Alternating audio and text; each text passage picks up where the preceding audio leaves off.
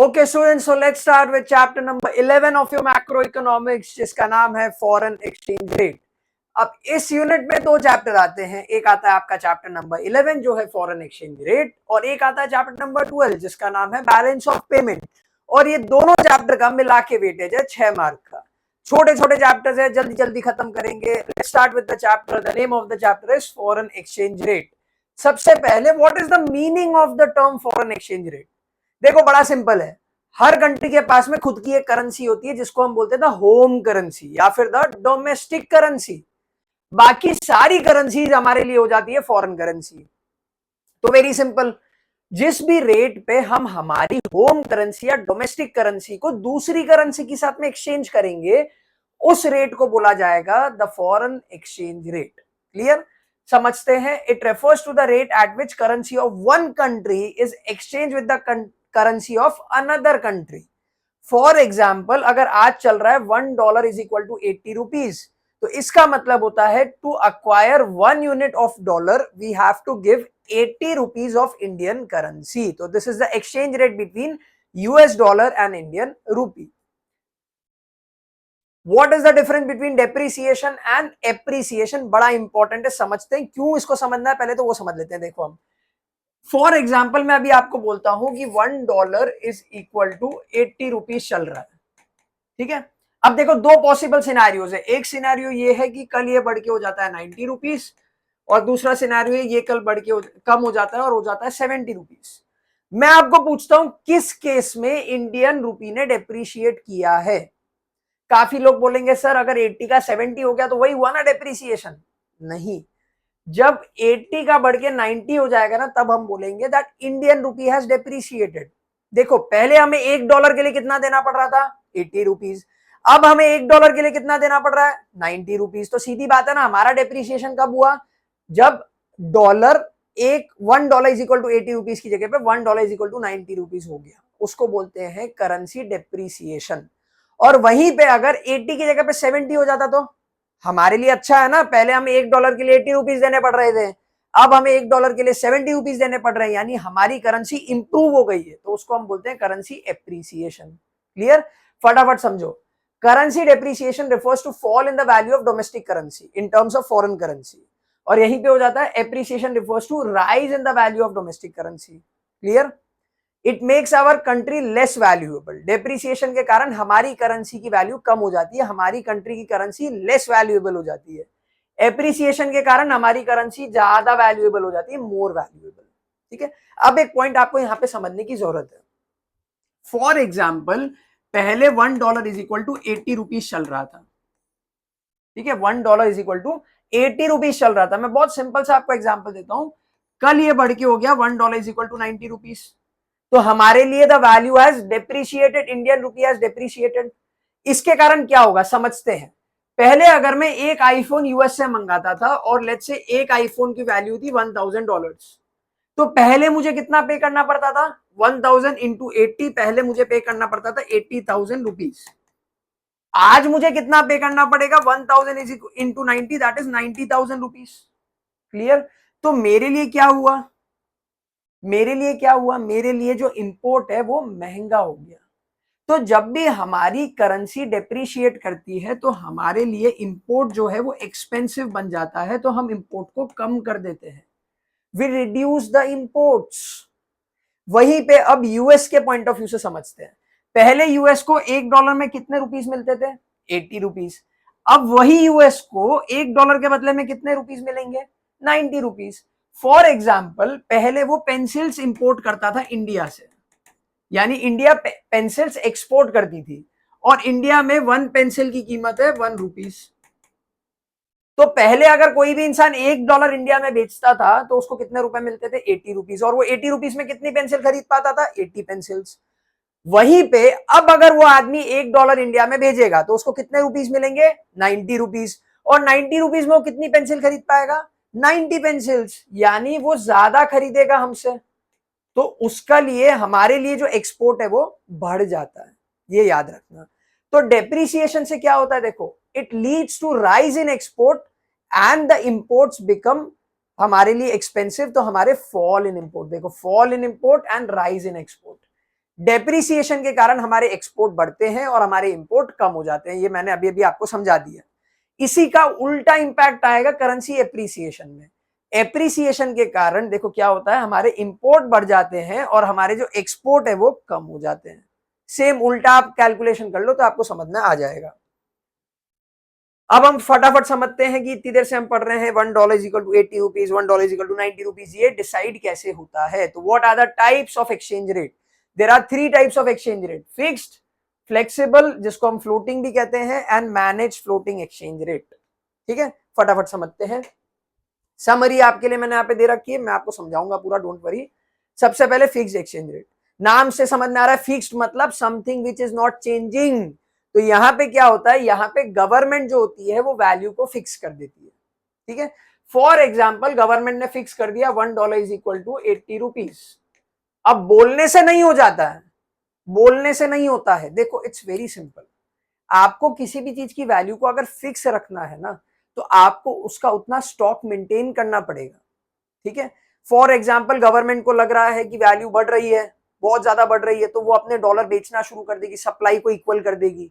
तो यहां पे क्या होता है, यहाँ पे गवर्नमेंट डिसाइड करती है कि $1 इज इक्वल टू 80 रुपीज, और उस 80 रुपीज को मेंटेन करने के लिए गवर्नमेंट जो होती है वो कोई भी करेंसी का एक स्टॉक मेंटेन करती है।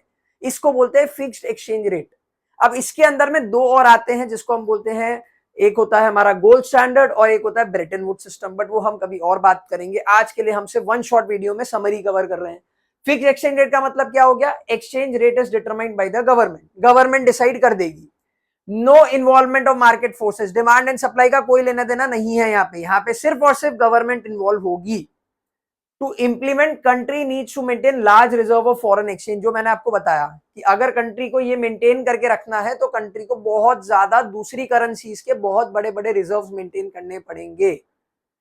Implemented to ensure stability in foreign trade and capital movement. देखो जब भी फॉरेन एक्सचेंज रेट फिक्स हो जाता है ना, तो ट्रेड करना बड़ा आसान हो जाता है। मुझे पता है कि आज अगर मैं बाहर से कोई चीज मंगा रहा हूं तो रातों रात डॉलर का रेट नहीं बदलेगा, तो मेरे लिए एक सिक्योरिटी है, चलो कि हाँ भाई डॉलर का रेट इतना ही है जितने में मैंने ट्रांजेक्शन किया है। तो इसका एक बहुत बड़ा फायदा होता है कि फॉरेन ट्रेड और फॉरेन इन्वेस्टमेंट में एक स्टेबिलिटी मेंटेन रहती है। फिक्स के बाद में आया था फ्लेक्सिबल एक्सचेंज रेट। फ्लेक्सिबल का दूसरा नाम होता है फ्लोटिंग एक्सचेंज रेट। यहाँ पे क्या होता है, यहाँ पे exchange rate is determined by the market forces, that is demand and supply. देखो यहाँ पे गवर्नमेंट था और डिमांड एंड सप्लाई नहीं था, यहाँ पे डिमांड एंड सप्लाई है और गवर्नमेंट नहीं है। यहाँ पे गवर्नमेंट का कोई लेना देना नहीं होता है। The exchange value is purely dependent on demand and supply. जिस करेंसी की डिमांड ज्यादा उसकी वैल्यू ज्यादा, जिसकी डिमांड कम उसकी वैल्यू कम। Very simple, no government, only demand and supply. Rate keeps changing on regular basis, जैसे जैसे किसी भी करेंसी की डिमांड कम या ज्यादा होती है उसकी वैल्यू भी कम या ज्यादा होती रहती है। ऑल्सो नोन एज फ्लोटिंग या free exchange rate system. Clear. Third type के सिस्टम पे आते हैं जिसको हम बोलते हैं the manage floating exchange rate. अब मैनेज का मतलब क्या होता है कि कोई इसको रेगुलेट कर रहा है। ठीक है, तो इसको हम लोग हाइब्रिड सिस्टम भी बोलते हैं। क्यों? क्योंकि ये मिक्स है फिक्स्ड और फ्लेक्सिबल का। देखो यहाँ पे कोई मैनेज कर रहा था, यहाँ पे कोई मैनेज नहीं कर रहा था, अगेन यहाँ पे मैनेज की बात हो रही है, यानी इन दोनों का mix, this plus this gives you this. ठीक है, initially the rate is determined by market forces, यानी डिमांड और सप्लाई मिलके किसी भी करेंसी की वैल्यू को डिसाइड करेंगे up to a certain limit. उसके बाद में सेंट्रल बैंक इंटरफेयर करती है। ठीक है, उस it is also called as dirty floating. मैं आपको इसका एक एग्जांपल देता हूं। फॉर एग्जांपल हम डिमांड एंड सप्लाई की बात करते हैं। ये डिमांड का ग्राफ होता है और ये सप्लाई का ग्राफ है। मिलके डिसाइड हुआ कि value $1 is equal to 80 rupees है। Clear, $1 is equal to 80 rupees decide हो गया। अब अचानक से डॉलर की जो डिमांड है वो बढ़ जाती है, तो demand curve will shift to the right hand side, तो ये D1 बन गया। अब इसके कारण जो वैल्यू है वो बढ़ के हो गई 100 रुपए। आरबीआई को लगता है कि ये 100 रुपए बहुत ज्यादा है, आरबीआई बोलती है कि this 100 rupees is too much. तो आरबीआई क्या करेगी, सेंट्रल बैंक बीच में इंटरफेयर करेगी और उसके पास में जो डॉलर है ना वो बेचना शुरू कर देगी। जैसे ही आरबीआई ने डॉलर बेचना शुरू किए तो मार्केट में डॉलर की सप्लाई बढ़ गई। तो देखो अब सप्लाई कर भी राइट हैंड साइड पे शिफ्ट हो जाएगा, S1 बन गया। तो ये हो गया आपका न्यू इक्विलिब्रियम। तो यहाँ पे प्राइस जो वैसे 80 की जगह पे 90 हो जानी चाहिए थी, सॉरी 80 की जगह पे 100 हो जानी चाहिए थी, आरबीआई ने इंटरफेयर करके उस रेट को स्टेबलाइज कर दिया एट ₹90। वापस समझो, पहले डिमांड और सप्लाई ने मिलकर वैल्यू डिसाइड करी 80 की, फिर अचानक से डिमांड बढ़ गई जिसके कारण वैल्यू हो गई 100। तो अब यहाँ पे सेंट्रल बैंक बीच में आएगी, सेंट्रल बैंक इंटरफेयर करेगी, उसके पास में जो डॉलर्स बचे हैं वो बेचना शुरू कर देगी, जिसके कारण डिमांड बढ़ गई थी, तो अब आरबीआई ने सप्लाई बढ़ा दी, जिसके कारण रेट स्टेबलाइज होके 90 पे आ जाएगा। इसको बोलते हैं manage floating exchange rate. Clear?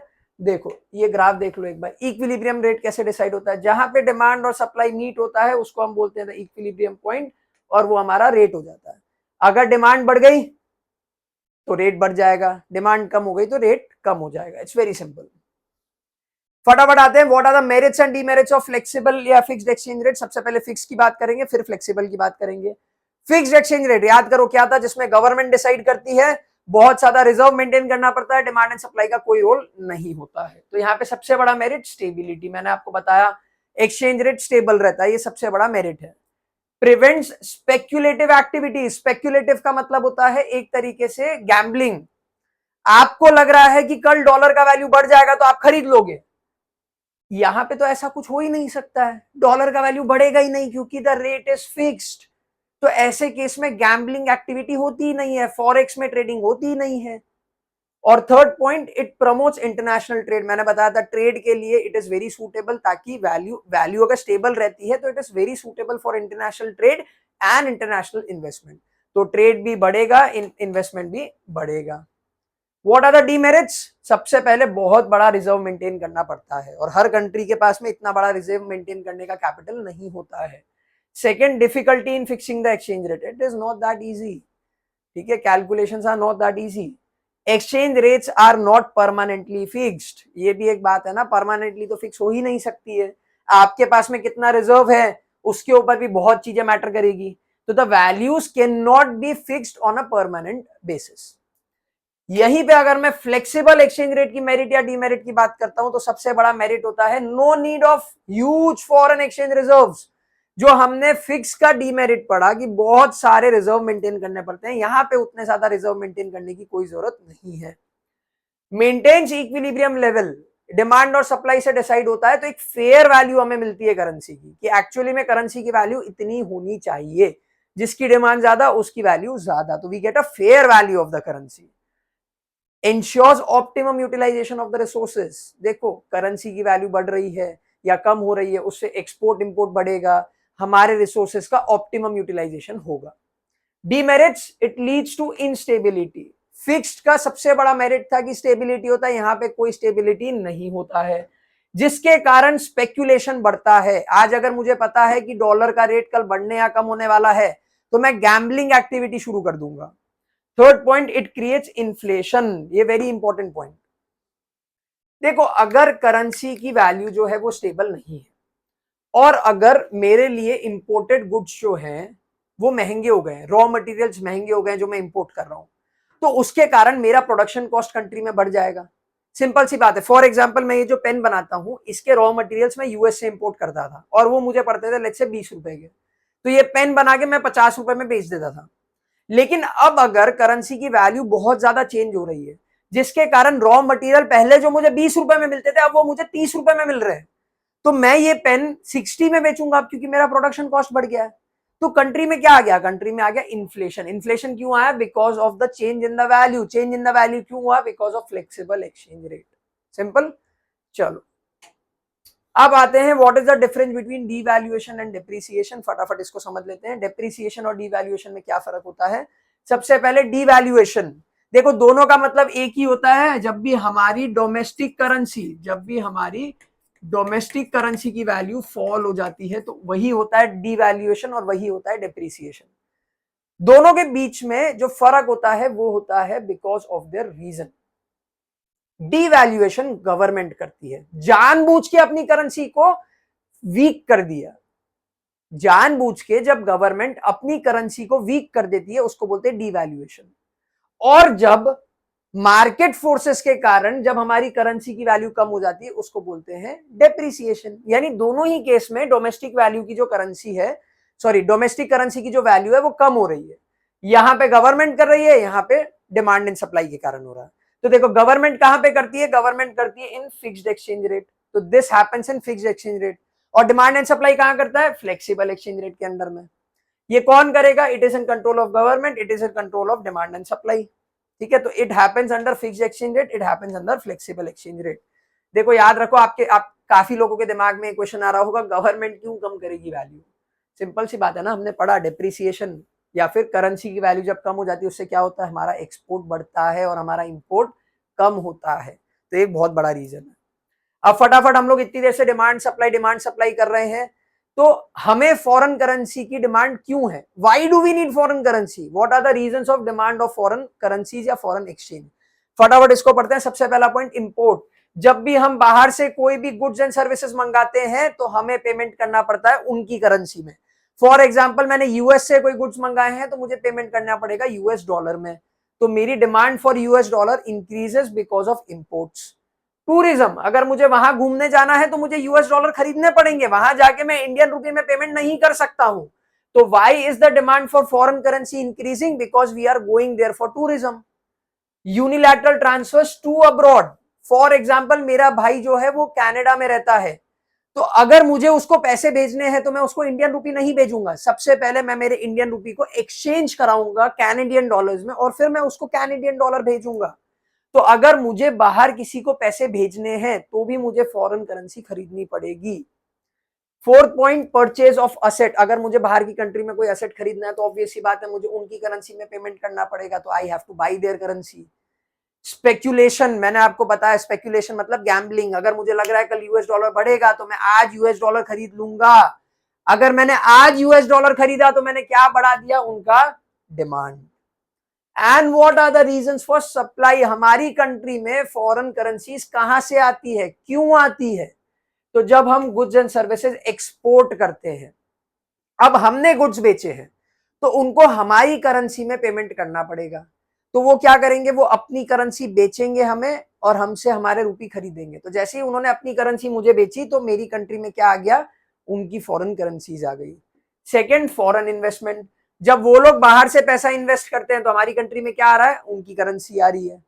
Third point, remittances, यानी कि जब वो लोग मुझे, अब मेरा भाई मुझे पैसे भेज रहा है तो मेरा भाई अगर मुझे पैसे भेज रहा है तो वो वहां से भेजेगा डॉलर, बैंक उसको कन्वर्ट करेगी इंडियन रुपी में और मेरे अकाउंट में इंडियन रुपी आ गए, लेकिन उसने वहां से क्या भेजे, डॉलर, तो मेरे कंट्री में क्या है, डॉलर्स, वो तो मेरी बैंक ने कन्वर्ट कर दिए ना, बट हमारी कंट्री में तो डॉलर्स आ गए। फिर स्पेक्यूलेशन, अब उन्हें लग रहा है कि इंडियन करेंसी बढ़ेगी तो वो इंडियन करेंसी खरीदते हैं, लेकिन इंडियन करेंसी खरीदने के लिए उन्हें क्या बेचना पड़ता है, अपनी फॉरेन करेंसी। क्लियर, ये आपका पूरा चैप्टर हो गया, meaning of foreign exchange rate, appreciation, depreciation, devaluation, all the topics, fixed, flexible, floating, demand and supply, everything. अब इस चैप्टर के कुछ क्वेश्चंस आते हैं कि अगर ये हुआ तो उसके कारण फॉरेन करेंसी या डोमेस्टिक करेंसी एप्रिशिएट होगी, डेप्रिशिएट होगी, या क्या होगा, अगर ये हुआ तो उससे हमारा एक्सपोर्ट बढ़ेगा या इंपोर्ट बढ़ेगा, क्या होगा। ऐसे सारे क्वेश्चंस हम पीवाईक्यूज में डिस्कस करेंगे। तब तक के लिए आप बाकी की सारी वीडियोस देख के अपने कंसेप्ट्स ऑफ द चैप्टर आप क्लियर कर लो। Bye bye.